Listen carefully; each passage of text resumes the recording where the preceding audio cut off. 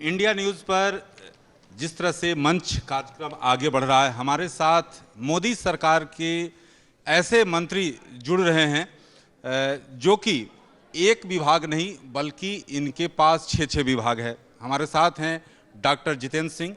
Doctor साहब, अभी India news मंच का जो कार्यक्रम चल रहा है ये इसलिए और ख़ास हो जाता है क्योंकि अभी आपका मंत्रालय गुड गवर्नेंस वीक मना रहा है, और ऐसे में पहला प्रश्न पूछना इससे लाजमी है कि आखिरकार गुड गवर्नेंस जनता तक कितना पहुंची और क्या आने वाले समय के लिए योजनाएं क्या हैं? डॉक्टर साहब।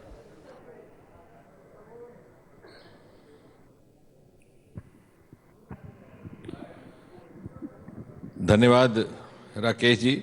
सर्वप्रथम तो आपका आभार प्रकट करना है कि इंडिया न्यूज़ के माध्यम से आपने सबके साथ रूबरू होने का ये अवसर दिया।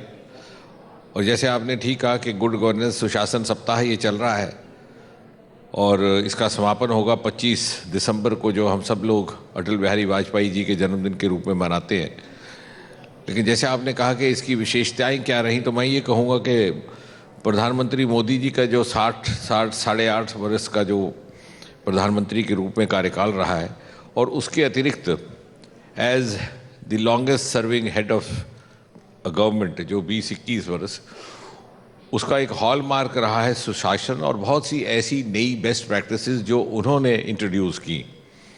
वैसे कहा जाए गुड गवर्नेंस, तो मैं तो ये समझता हूँ कि good governance has to be good. अगर गुड ना है तो दैट मीन्स गवर्नेंस नहीं है, तो misgovernance is no governance.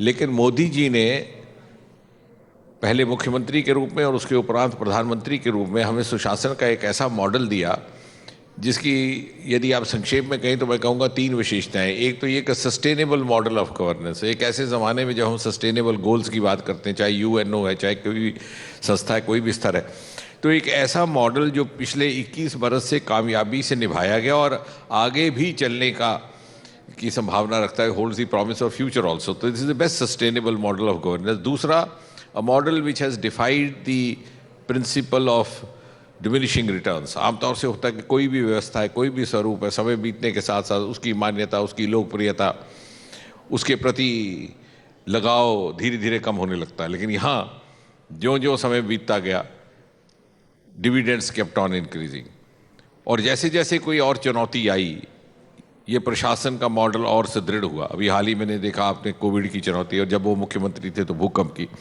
और ये इसलिए संभव है कि मोदी जी ने एक नया वर्क कल्चर, एक नई कार्य संस्कृति स्थापित करने का प्रयास किया है बड़ी सफलतापूर्वक पिछले 20 वर्षों में। आमतौर से ये हुआ करता था कि जो भी सरकार आती है नए कानून ले आती है, नए विधान ले आती है, लेकिन यहाँ एक ऐसी सरकार थी जिसने लगभग 1600 से अधिक नियम जो समय के साथ साथ अपना औचित्य खो बैठे थे उनको समाप्त कर दिया गया। अक्सर ऐसा नहीं होता। अब उदाहरण के तौर पर मैं समझता हूँ कि सबसे अच्छा, सबसे नुमाया उसकी मिसाल ये है कि सरकार बनते ही 2014 में 26 मई को 3-4 महीने के भीतर सितंबर अक्टूबर तक एक बहुत बड़ा क्रांतिकारी निर्णय लेकर के अटेस्टेशन जो करवाई जाया करती थी गेजेटेड ऑफिसर के माध्यम से, उसको समाप्त कर दिया गया और लगभग 200 बरस से चलती आ रही अंग्रेज़ों के समय की कुरीति से मुक्ति प्राप्त की गई।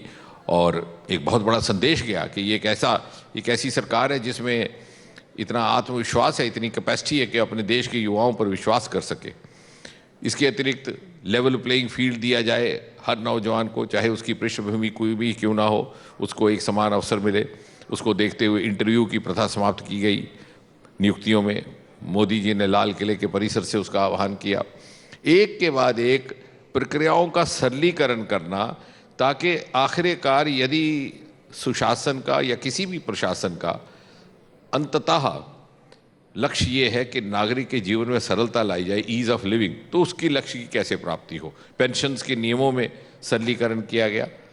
पहले यहाँ ऐसा हुआ करता था कि अगर कोई बेटी तलाकशुदा है या सेपरेटेड डॉटर है तो उसको तभी अपनी परिवार की पेंशन का हक उसको मिलता यदि उसको कचहरी कोर्ट से कोई जजमेंट हासिल हुई हो।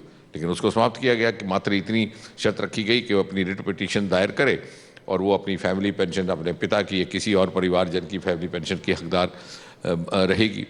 इसी प्रकार से हर क्षेत्र में।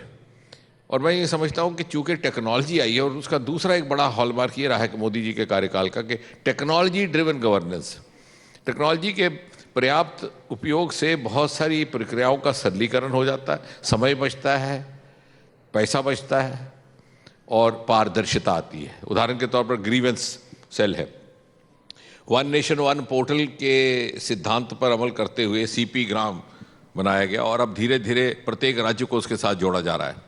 2014 से पहले आपको ये जानकर के हैरत होगी कि पूरे देश भर में से सारे साल में, पूरे वर्ष में केवल लगभग 2 लाख शिकायतें दर्ज हुआ करती थी। अब बढ़कर के उनकी संख्या 25-30 लाख तक हो गई। और किसी ने उस दिन मुझसे पूछा कि साहब ये ऐसा तो नहीं कि इस सरकार के खिलाफ शिकायतों की संख्या बढ़ गई? मैंने कहा नहीं, ऐसा नहीं है। ये इसलिए है कि वी वर रिस्पॉन्सिव, हमने टाइमलाइंस फॉलो की, हमारे से लोगों को अपेक्षा बधी। जैसे मिर्ज़ा गालिब कह गए कि जब तवक्को ही उठ गई गालिब, क्यों किसी का गिला करे कोई। तो गिला वहाँ किया जाता है जब तवक्को होती है कि उसका ड्रेसल होगा। हमने वो करके दिखाया, दिन रात मेहनत की है। मोदी जी ने एक नई संस्कृति को जन्म देने का प्रयास किया और बड़ी सफलतापूर्वक।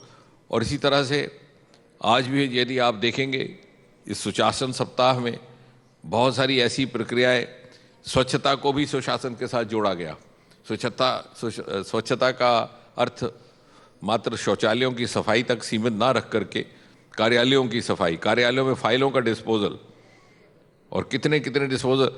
ये भी एक बड़ी आश्चर्यजनक बात है कि अभी एक स्वच्छता का सप्ताह जो सुशासन के तौर पर भी मनाया गया अक्टूबर मास में, उससे लगभग 300 करोड़ से अधिक कमाई हुई है, क्योंकि इतना स्क्रैप पड़ा जाता था। आपने देखा हो सरकारी दफ्तरों में क्या कल्चर था, किसी का कंप्यूटर बिगड़ गया तो फेंक दिया, दूसरा ले लिया, लैपटॉप खराब हो गया तो छोड़ दिया, दूसरा ले लिया, कहीं माउस है तो स्क्रीन नहीं है, स्क्रीन है तो माउस है, कार्ड है तो माउस नहीं है। और वो नया इंस्ट्रूमेंट आ जाता था, लेकिन पिछला कहाँ डंप होता था, उसकी किसी ने कभी कोई उसका ना कोई हिसाब रखा, ना उसकी कोई जानकारी रहा करती। वो सारा जब इकट्ठा करके वो स्क्रैप, जिसे इलेक्ट्रॉनिक स्क्रैप कहते हैं, सरकार से इकट्ठा करके जब मार्केट में फरोख्त किया गया तो 300 करोड़ से अधिक तो स्टेट एक्सचेकर को उसका लाभ हुआ। तो एक जो मोदी जी ने out of box thinking introduce की है, and also the capacity to break taboos of the past.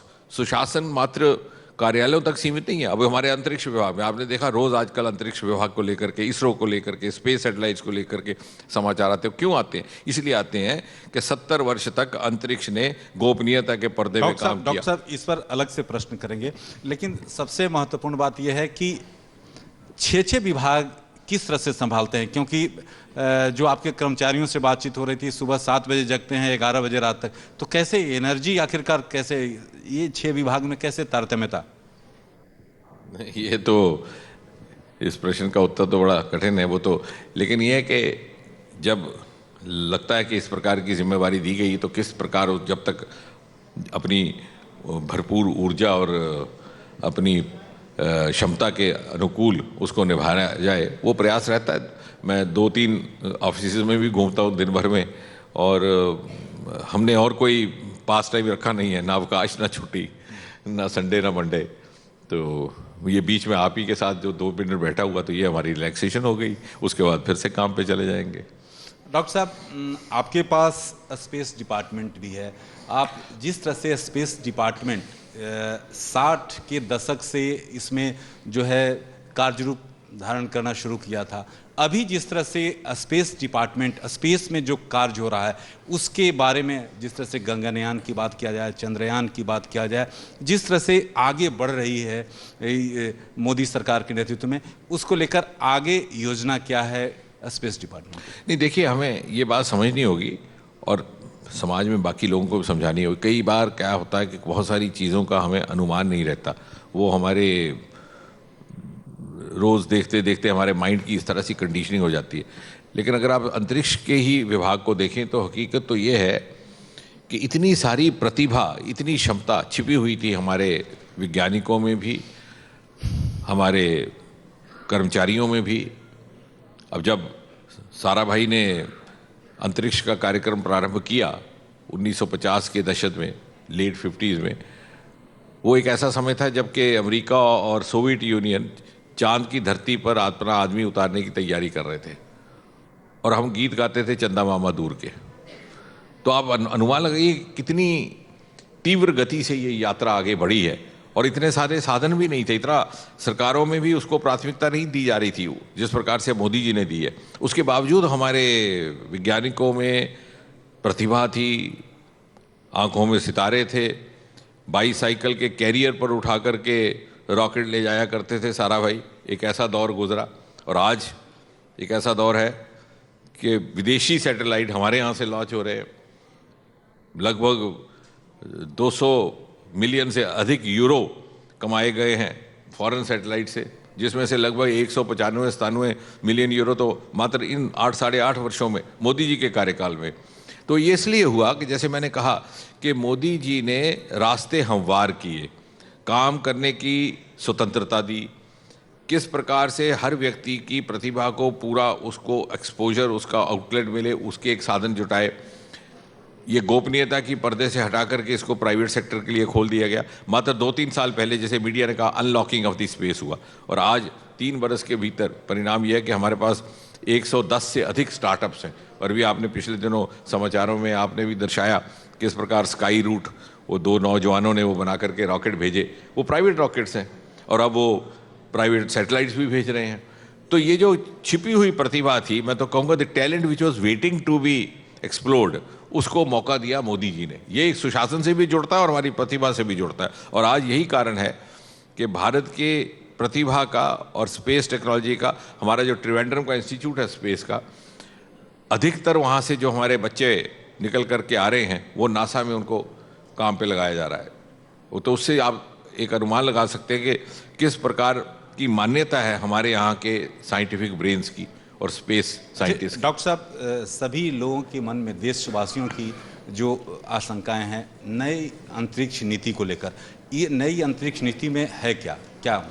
नहीं, ऐसा है कि ये जो बातें हम कर रहे हैं ये भी उसी नीति का हिस्सा है। अभी विधिवत नीति तो इस प्रकार से अभी कोई आई नहीं, लेकिन जिस प्रकार से 60-70 बरस किसी को मालूम नहीं था श्रीहरिकोटा कहाँ है। कभी कभार किसी अखबार के रिमोट कॉलम में अंदर एक छोटी सी खबर आ जाती कि साहब श्रीहरिकोटा से एक रॉकेट लॉन्च हुआ, किसी को ये भी नहीं मालूम था कि कहाँ है।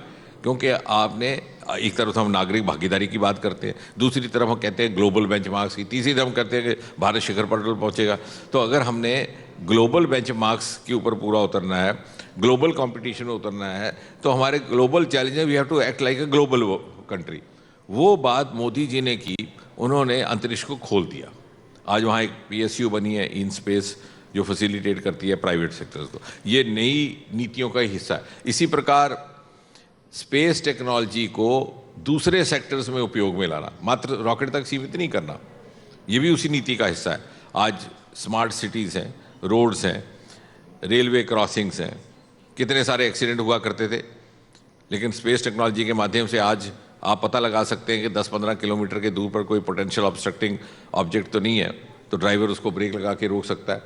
तो हर सेक्टर में इसको लाना। अभी हाल ही में स्वामित्व कार्यक्रम मोदी जी के ही प्रयास से प्रारंभ हुआ, जिससे कि पंचायतों की मैपिंग, पहले वो लंबी लंबी दूरबीन करके होता था, बरसों गुजर जाते थे, इतना समय भी लगता, मैन पावर लगती। आज स्पेस टेक्नोलॉजी के माध्यम से, उसमें स्पेस टेक्नोलॉजी भी है, उसमें रडार भी है, और उसमें ड्रोन भी है, और ड्रोन भी इसी के साथ जुड़ता है। पहले ड्रोन के ऊपर भी अनावश्यक पाबंदियाँ थी, आज ड्रोन के गाइडलाइंस को सरलीकरण कर दिया गया है। कुछ एक ऐसे जोन है जहां आप बिना परमिशन के जोन की मैपिंग कर सकते हैं, कुछ एक ऐसे रेड, येलो, ग्रीन, इस प्रकार के श्रेणियां बना दी गई। तो कहने का तात्पर्य है कि ये जितनी भी, चाहे आप उसे नीति कहें, चाहे गाइडलाइंस कहें, चाहे रिफॉर्म्स कहें, ये इसी मकसद को लेकर के बनाने का प्रयास हो रहा है कि इसका अधिक से अधिक लाभ हो हर सेक्टर में, हर क्षेत्र में, और नागरिक के जीवन में किसी न किसी प्रकार की सुविधा लाने का काम हो। अच्छा डॉक्टर साहब, आप जम्मू कश्मीर से आते हैं और जम्मू कश्मीर में चुनाव होने वाले हैं। आप ऐसे कहेंगे कि आप ये चुनाव आयोग का काम है कि चुनाव आयोग डेट तारीख तय करेगी, लेकिन क्या बीजेपी की रणनीति क्या रहने वाली है? क्योंकि जिस तरह से ये दावा किया जाता रहा है बीजेपी द्वारा कि अगली बार जो है सरकार बीजेपी की बनेगी, क्या? नहीं, देखिए,